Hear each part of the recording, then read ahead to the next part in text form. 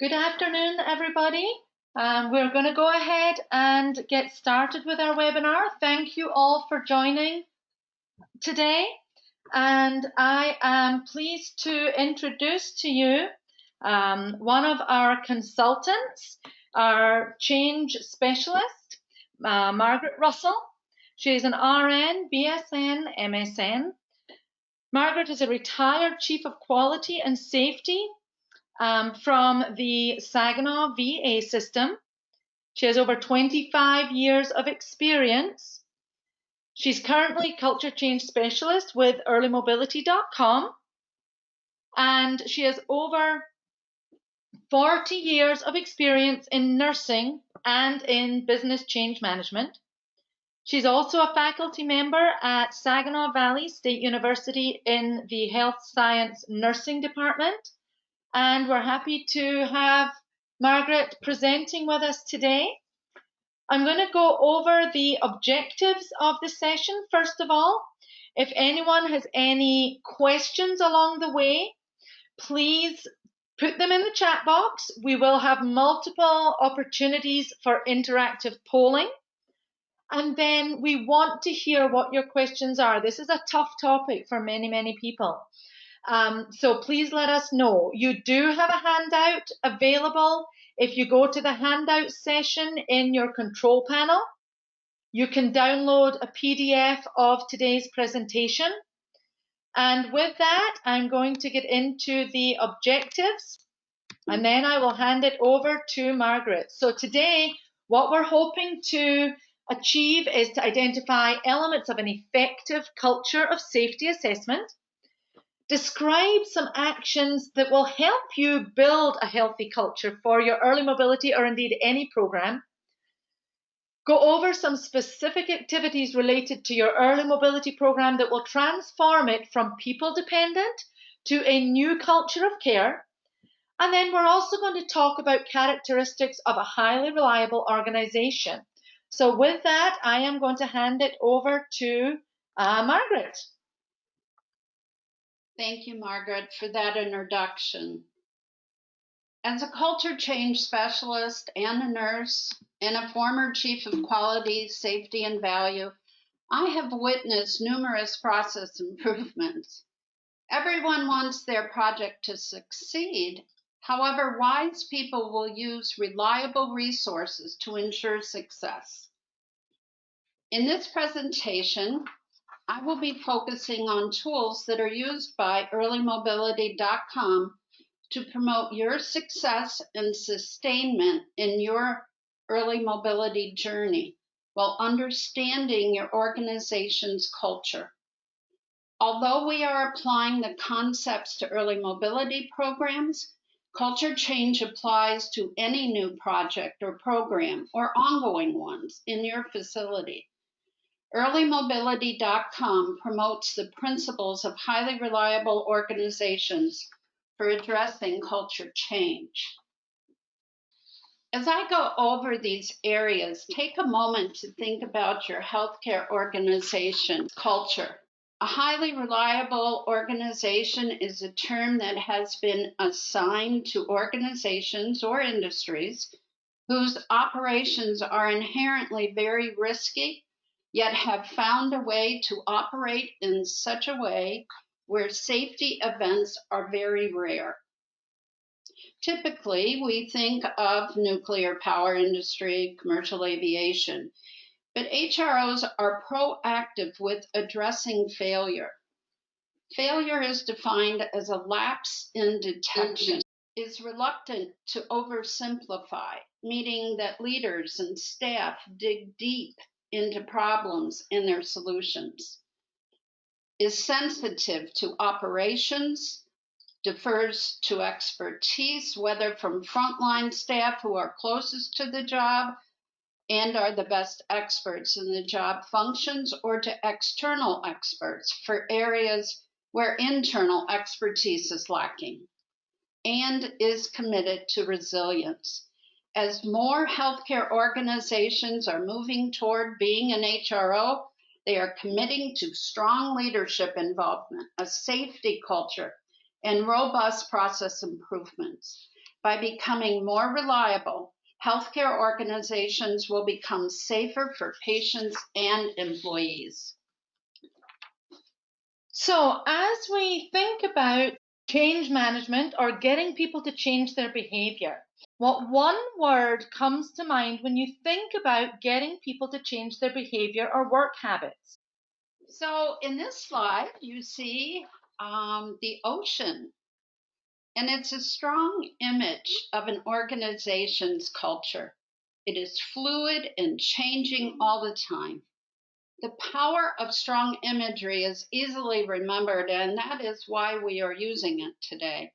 Although this image may seem simplistic and unrelated to healthcare, it is an image many will remember and can relate to. So, why do we need to understand and assess our culture? Knowing your organization's safety culture is the key to your early mobility program success. Culture is all around us. It's like an ocean in which we do our daily work. Bruce, as you see in this slide, the shark, represents threats to a healthy culture, which include the toxicity of fear, disengagement, lack of trust, resistance, and general negativity in the work environment. A toxic culture will hurt the safety of the patient and employees and any new initiative the organization is introducing. Negativity can kill a new program and the spirits of those who are implementing the initiative. The cost of employee disengagement is not always visible, but it does affect the bottom line. So ideally, before any initiative is started, it is wise to know your culture. However, even if you are months or even years into your new program, it is never too late to assess and address your organizational culture. In HROs, the first step is to become preoccupied with failure. So you look for Bruce in your culture. What exactly, though, is culture? And how do we define it? It is what we do every day. It is everything. It is our beliefs, our values. And the ocean of culture is learned from watching and listening. I remember being on the floor as an RN and floating to another unit. It was not a problem. However, when I'd get on a unit that people were not friendly, didn't help me find the supplies I needed, or even help me a little bit with the computer, if I was struggling, I immediately knew what the culture on that unit was. And it wasn't helpful. And then when I'd float to a unit where the first thing they'd say is, "Welcome aboard, we're glad for your help," you felt open, that you could ask questions. So back to culture. Culture is learned from watching and listening. How do other people behave? What are the rules that seem important? And which ones do people ignore? How often do I see or hear from management? Who are the respected and go-to people on the unit? Who can be trusted? Do I feel safe to speak up if I see something or do something that I feel would be better? Or is it better just to stay quiet? Do people feel fearful of failure? Or do proactively report without fear of retribution? And how is their feedback received? Each organization has a corporate culture and specific work area culture. Both are visible and invisible. Senior leadership promotes a healthy culture through policies, procedures, and their behaviors. Culture, therefore, is made up of people and process. If an organization does not respect the culture, it will have a negative effect on patient and employee safety and the bottom line. In a 2018 workplace health and safety study, it was shown that work environmental issues such as job difficulties and demands must be addressed before any safety program can be effective. In an early mobility program, for example, This would mean having lift equipment in the room and area, slide sheets available, enough staffing to start a safety initiative, just to name a few.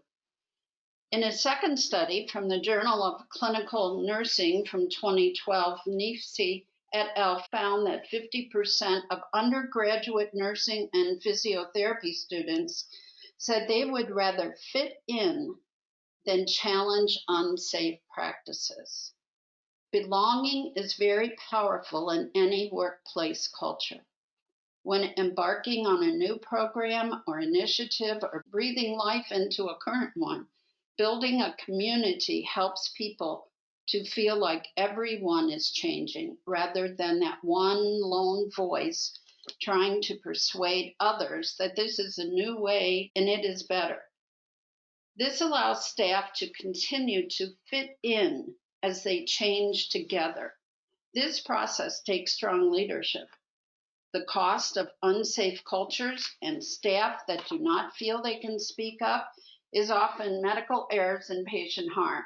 In fact, according to a 2016 report from Johns Hopkins Medicine, medical errors are the third leading cause of death in the US. In addition to the cost to the patient from compromised quality of care, what is the expected cost of disengaged employees to an organization? According to Proactive Insights in 2018, disengaged employees cost employers over $500 billion every year. This slide reviews some of the actions of disengaged employees. I can also add, in my experience as a manager, it takes time and energy to make sure that the 17% of this disengaged staff do not infect the 83% with their negativity. So how can you learn about your organization's safety culture effectively? How will you be aware of potential failures? Highly reliable organizations do this by employing three main elements. The elements of safety culture are leadership involvement, patient safety, and process improvement. In the following slides, we will dive into each of these in a little more detail. In order to identify potential failure points as well as strengths you can build upon within your culture, you will need to assess your organization. The Joint Commission has a tool to assess your safety culture called the ORO 2.0. This tool is available to everyone who utilizes the Joint Commission survey process. I have used this tool and found it to be effective for leadership to see how they view the culture of the organization. However, this tool does not have the staff's voice and can be time-consuming. EarlyMobility.com has developed an easy tracer that captures the main elements of the culture assessment, but with a twist. Senior leadership, middle management, and frontline staff can all participate in this tracer, which is much shorter in length. Frontline staff input is imperative for engagement. The tracer ideally is done by someone not involved on the unit and not management. As you can see, it is short. Only yes or no answers and questions are very clear. We suggest that ideally, this tracer is done at least 3 months before a new project is put into place, and then 90 days after the initiation of the project, and then another 90 days after that. The anonymous information from the staff will guide leadership and project coordinators regarding the ongoing culture and staff response to the project or the initiative. Warning: if you choose to do a tracer with your staff, please make sure you show the staff action.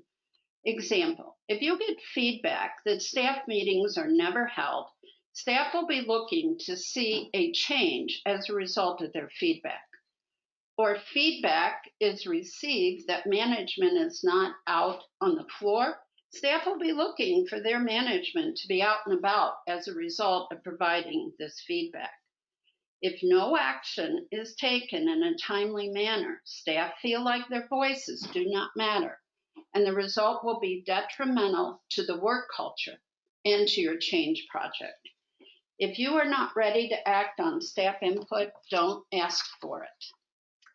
So what we're going to do here is we're going to show a couple of videos and display just a little bit of what healthy culture, what unhealthy culture looks like. And so we're just going to watch through this together and then talk about it. Hi, Margaret. Hi there.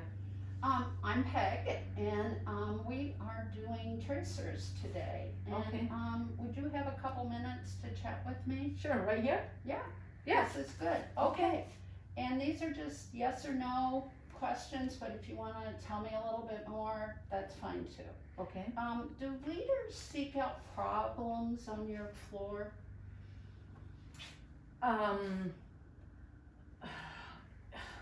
This is anonymous, right? Yes, Okay. definitely. I would say our leaders, if anything, they want to know that everything's going well. Okay. We can report what's good. When we report things that aren't good, I gotta say they don't want to hear that. Or if we do say something, nothing ever gets done about it anyway. So we just don't bother anymore. So you don't think that they're seeking out problems? Oh, for sure not. No. Answers. No. Okay, so a no to that question. Okay. And what about if you wanted to report a failure? That you saw something occur and you want to report it? Do you feel safe reporting it? Is this being recorded? No, it really isn't. It is anonymous. Are you sure about that? I am sure. And I really would like your honest answer. I don't know if I'm the right person to ask, Peg. I'd have to say absolutely not. I'm involved myself in a situation right now where a problem happened. I had a patient a couple of months ago. Okay. My patient had a fall. Okay. I was supposed to be watching her 24/7. She was on the bathroom. Charge nurse floated to the unit. Wasn't somebody we knew, somebody that is being known for kind of being not treating CNAs very well. She called and said I needed to get her patient back to bed right away. I tried saying, you know what, I can't do that right now. I'm supposed to be keeping eyes on my patient. What I was told at the time was this patient is sitting on the call bell and I can't get to her and you got to put her back to bed right away. What am I supposed to do? Right? I mean, my charge nurse is telling me I gotta go do something else. Didn't seem to want to know what I was doing. Didn't matter to her.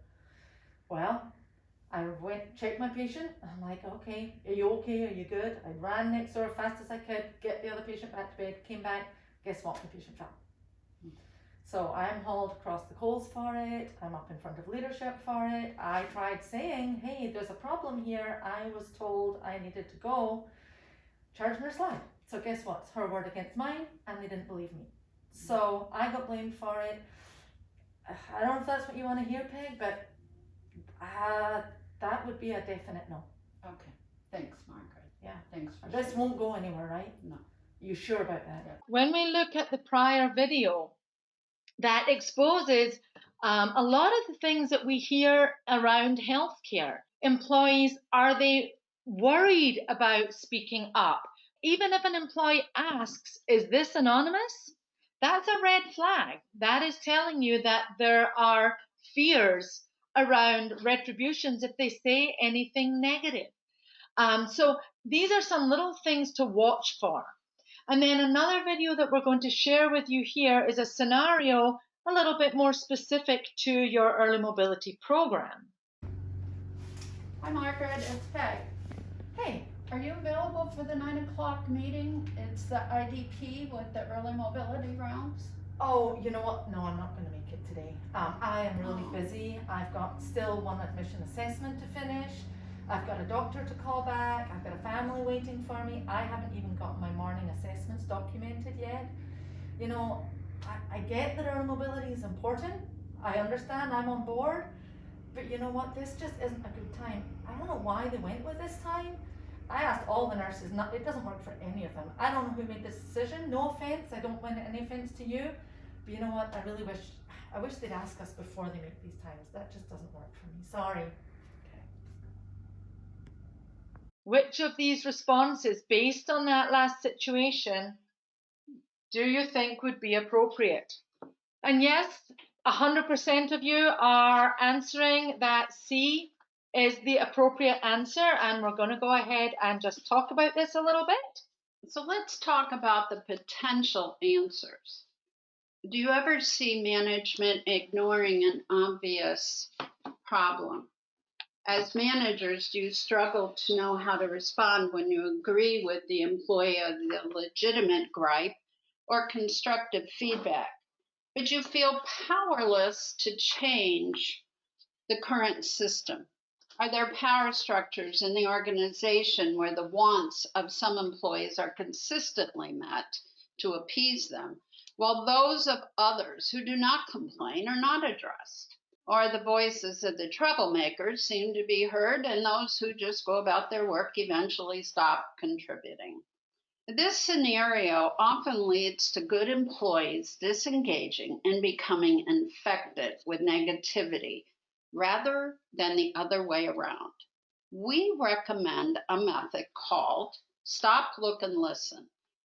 Practice not reacting in the moment unless you have an immediate solution to the problem being shared. Take time to let the employee know you care about their problem and want to hear more about it.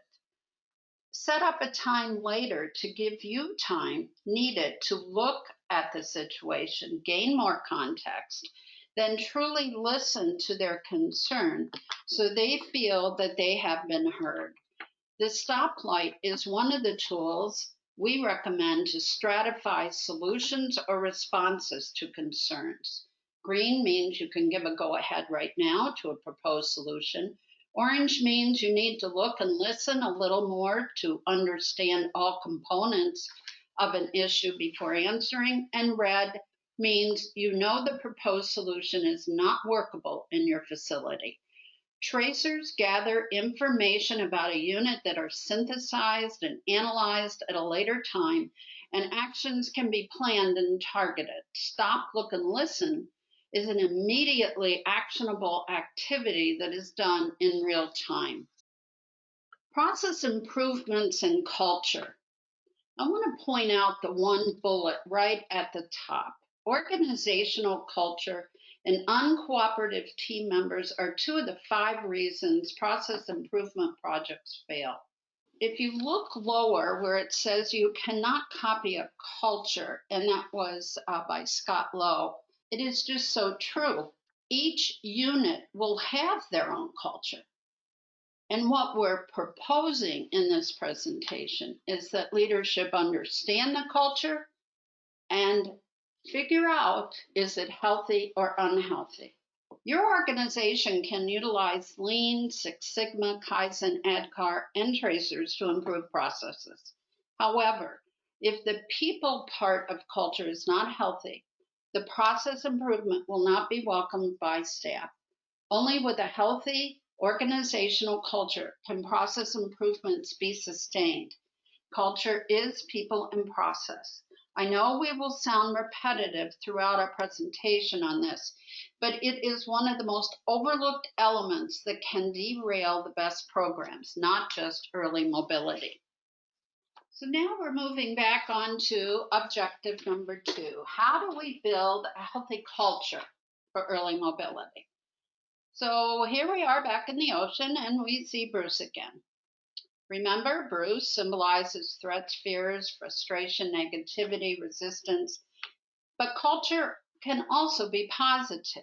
Trust, teamwork, confidence, competence, friendliness, and respect are manifestations of a healthy culture. Once you have taken the time to do the tracer and have heard the voices of the frontline staff, this information can be used to identify opportunities for improvement. Using the Stop, Look, and Listen tool allows you to take the information you have acquired and respond to frontline staff.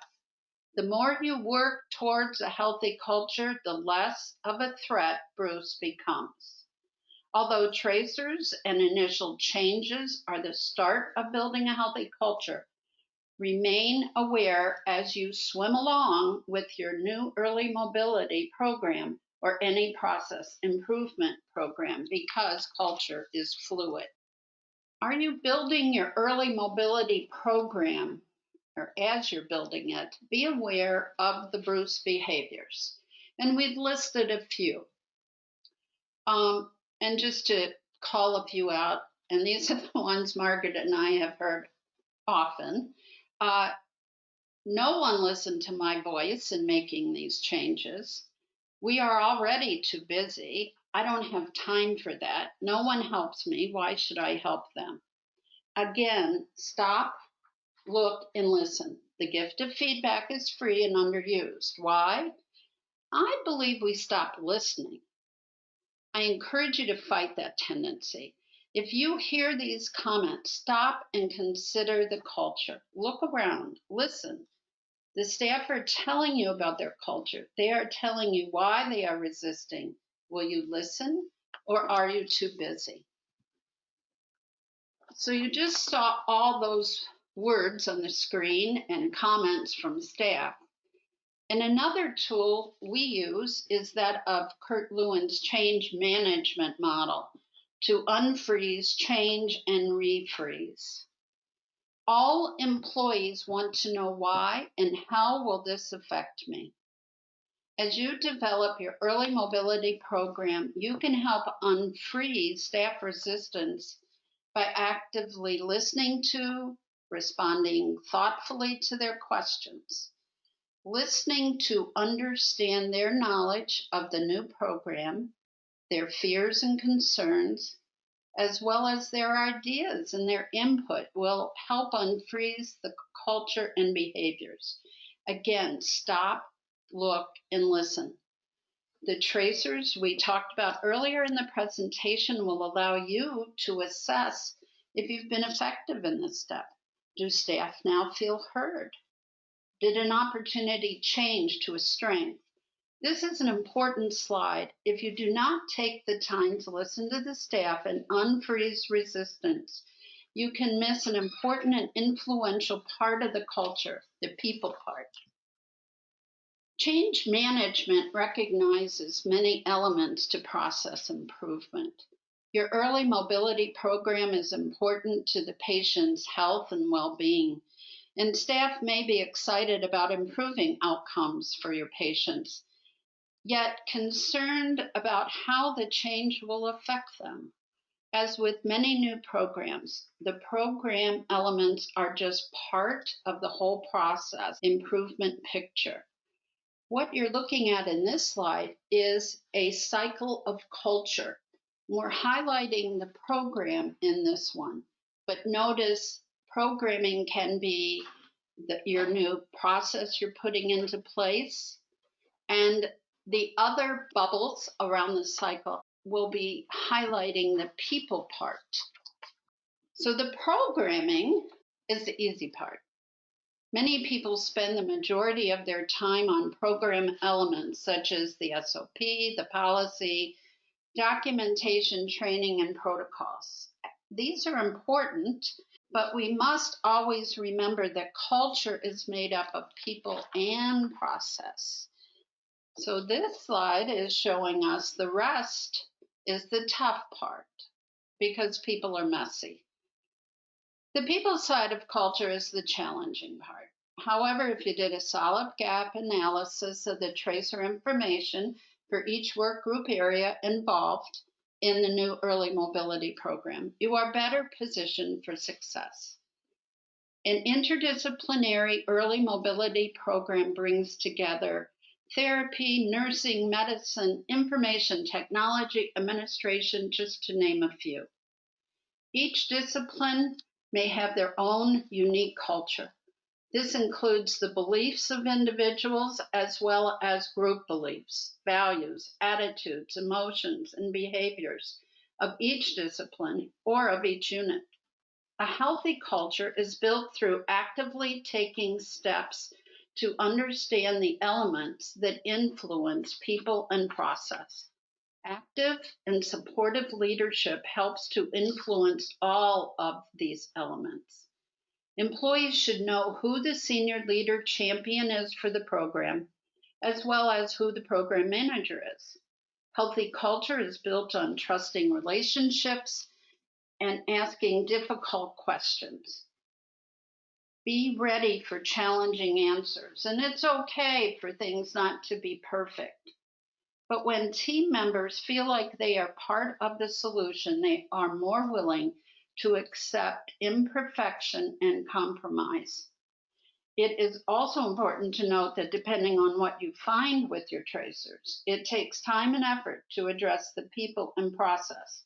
Trust is not built overnight. Committing to the journey of achieving a healthy culture is step one and must start with and continue to be led by leadership.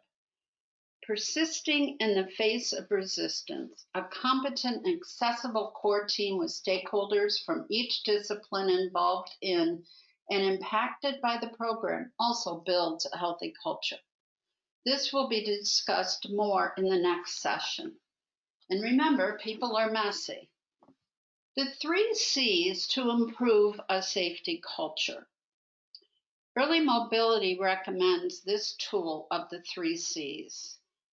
These 3 C's will take your early mobility program to one of strength and resilience.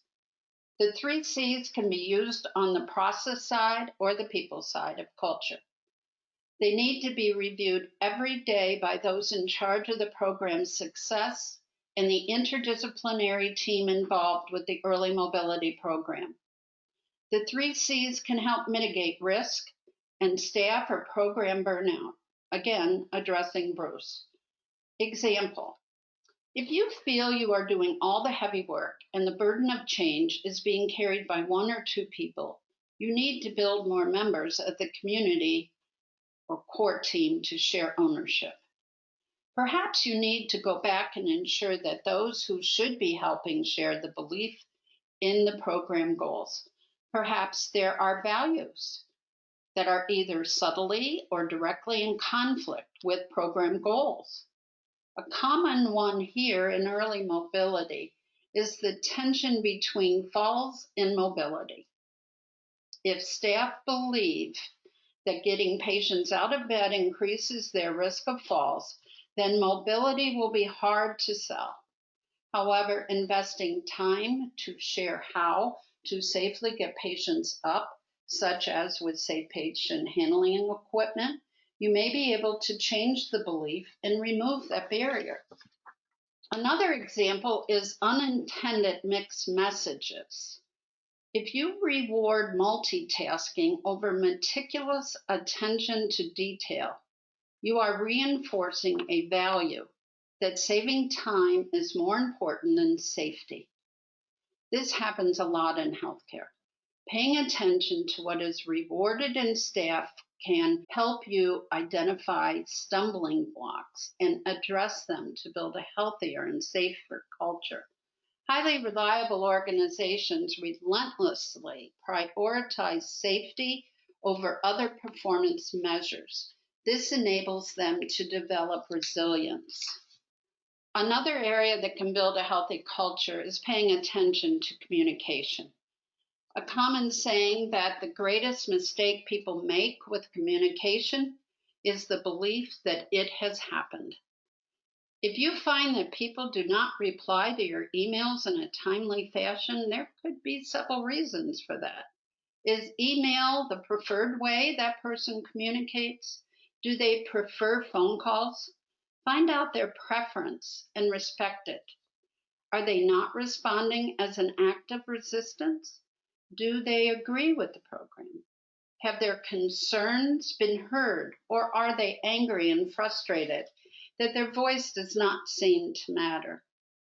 Are there interpersonal conflicts that need to be resolved in order for effective communication to occur? Are they just too busy? Are there unaddressed barriers that need more exploration to uncover?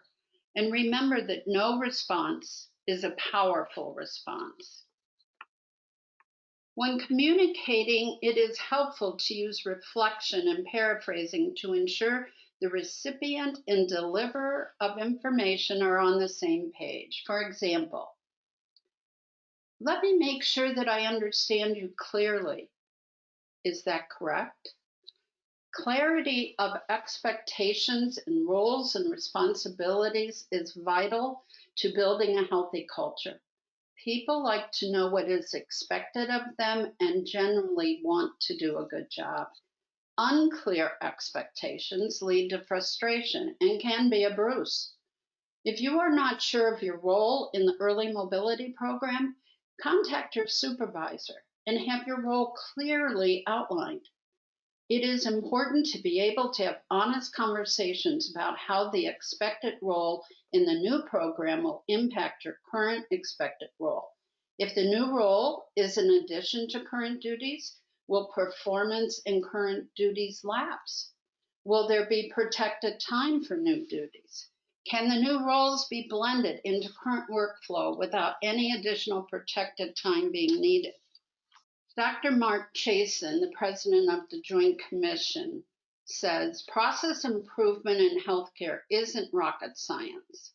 It's actually much more difficult than that because rocket science involves getting machines to behave as you want them to. With process improvement, you need to change the behavior of people. This may seem elementary to you. I assure you it is not. The soft skills are really the hard skills. As stated in the previous slide, an early mobility program will be interdisciplinary. Effective communication skills are essential. The 3 C's will open conversations within and between each discipline. Conversation is the beginning of change. Again, stop, look, and listen. Early mobility rounds in a healthy culture. These are a few bullets that pull out a healthy culture. Leadership visibly supports the change project, and staff know why rounds are happening. The project outcomes are shared on an ongoing basis with staff. Your goal is to have an exceptional early mobility program, and you will. Recall from the earlier slide what unhealthy culture looks like and feels like and sounds like. By contrast, when you put the work into proactively assessing and building positive and healthy culture, what you see, hear, and feel are very different. Having leadership involved in making rounds, often on the units, will definitely enhance engagement. Perform tracers on compliance and utilize the information for change. Realize that culture is fluid and know and respect your culture. And remember from section 1, paycheck earns hands and feet of an employee, but culture determines their hearts and minds. So what does healthy culture sound like? What does it feel like? Hi, Tim. Hey, Peg. Thanks for coming in for a minute. Today we're doing tracers, and we're talking about management on units and rounding. Do you see management on your unit walking around looking? Yeah, actually we do. They're around a couple times in the week, and whenever we do see them, they're interested and ask us how we're doing, and yeah, it's good. So that would be yes. Absolutely. Okay. And one more question, Tim. Are you involved in any process improvements in your unit? I personally am in a process improvement to get the slings more available to the therapists and the nurses, and so I have that going on, and with the work together with the frontline staff, and we just work great together as a team. Great. So that would be yes. Absolutely. Thank you for your time, Tim. Have a great day. You too. Thank you. So clearly the feel is different, the body language is different, the openness to answer is different. And these are just little telltale signs. As you look at and interact with employees, you get a sense very quickly. Too often in healthcare, we avoid talking with employees, and we avoid especially those people that we know are going to give negative responses. the naysayers, the resistors. But when we look at all the things Peg has been talking about today, those are the very people that will tell us where our problem areas are. And when we come back to high reliability and highly reliable organizations, that's exactly what they do. They seek Bruce, right? Tim here is not a Bruce. Margaret, when I was role playing earlier, I was definitely a Bruce to the program. So these are ways, again, what does it look like? What does it feel like? What does it sound like?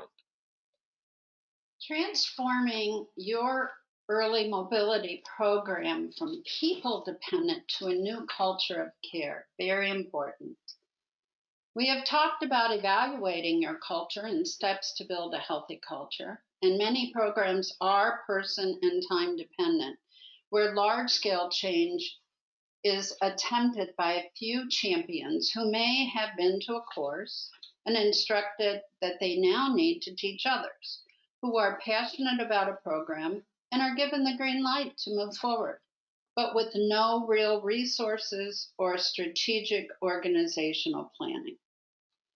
This can be incredibly frustrating for those trying to achieve the positive changes and can lead to staff burnout. We will now pivot to some more specifics to help you move your program from person dependent to a new culture of care. As your early mobility program makes this transition, you will see less of Bruce. Changing the paradigm of care will take time and patience. The key to transformation is leadership. Although all levels of the organization are important, leadership is pivotal to an early mobility or any program's success. Effective early mobility implementation involves integration of many disciplines, requiring a strong vision and clear objectives.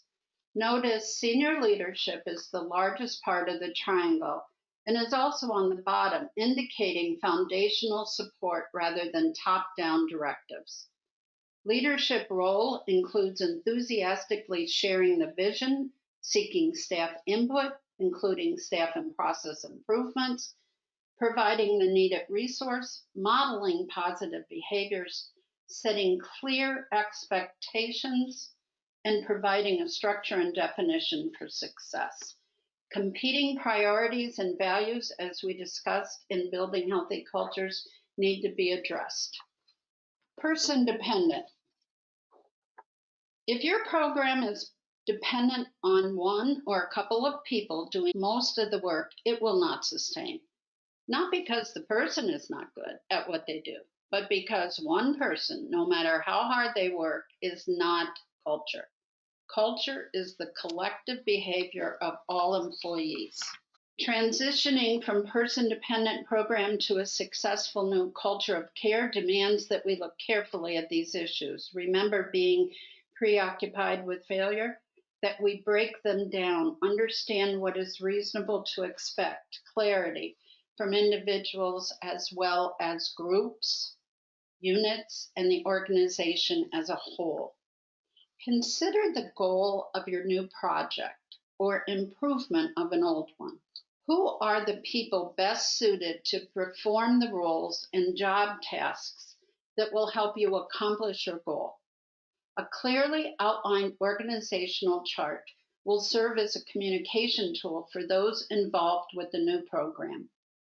Position descriptions will outline roles and responsibilities. Leadership meetings will ensure that the program will be highlighted and monitored for success. Visibility on the units and openness to staff questions and the use of the red, yellow, green light in response to staff input are powerful ways to promote a new culture that builds program elements into the way we care for our patients. Leadership are ultimately responsible for managing the culture of the organization. As any new program is being rolled out or any old one refreshed and updated. So your organizational chart, who do you go to and for what? Building your program into an organizational chart with clarity of roles and responsibilities is key. Are relationships lateral or hierarchical? Where does your early mobility program manager and coordinator fit? Who do they report to? Where does that chain of command ultimately lead? Do all members of the chain command understand their roles and expected actions for a successful early mobility program? Who is on your core team? Do they represent the key stakeholders and have authority to make decisions for their group? What happens when someone leaves a position or when a unit is restructured or the organization is restructured? Is early mobility still built into the roles and responsibilities, or is it lost in the shuffle? Integrating early mobility with other programs. This is an example document that we recommend you have as part of your early mobility binder. You may not need all names from the org chart, but should have the key personnel listed, including representatives from other key initiatives, which will help further build community and integrate early mobility with other programs. Shared ownership of patient safety and outcomes is key to achieving a new culture of care rather than person or time-dependent programs. Early mobility impacts and is impacted by all of these initiatives. So how do we get there? Engage, re-engage, and then engage some more. And don't stop believing in your program and engaging staff and building and nurturing your core team of stakeholders. You want to make sure that the behavior change is seen as satisfying, easy, like we just showed in the example, attractive, and obvious. If you use these, it will ensure compliance. Example, if equipment is not available to move a patient who needs a lot of help to move, then the staff are not satisfied, and it's not easy. But if the equipment is available and the staff are proficient and confident in its use, the change is easy. And this highlights James Clear, who outlines behavior modification as a key to building a new habit. I challenge you to test Clear's model of behavior modification. Try it in your personal life. I believe you will see it work. You can do education and competencies, but if the change does not occur in the everyday work life and becomes a habit, the change will not grow into the organization's culture. Culture within highly reliable organizations. HRO's framework breaks down the visible and invisible culture.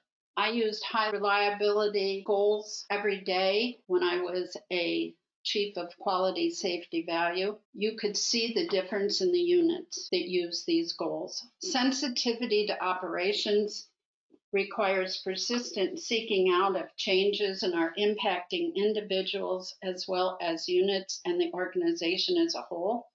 Unforeseen or inadvertent negatives that the team did not think of before rolling out the program are identified and addressed. Leaders continue to assess and work on all elements of culture cycle change. And areas of resistance or pockets of noncompliance are evaluated with the stop, look, and listen approach to understanding the resistance and for noncompliance. Questions are part of the ongoing process. Are the right people at the table? Is communication clear? Has training been adequate? So, in summary, we want to look for Bruce, right? We cannot identify or mitigate threats that you're not aware of. We use a stop, look, and listen, and that's the continuous quality improvement of cultural change.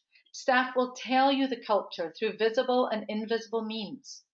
You've got to respect it, and I know we use that term a lot. Leadership support and active involvement are key. The 3 C's help you to build your healthy culture.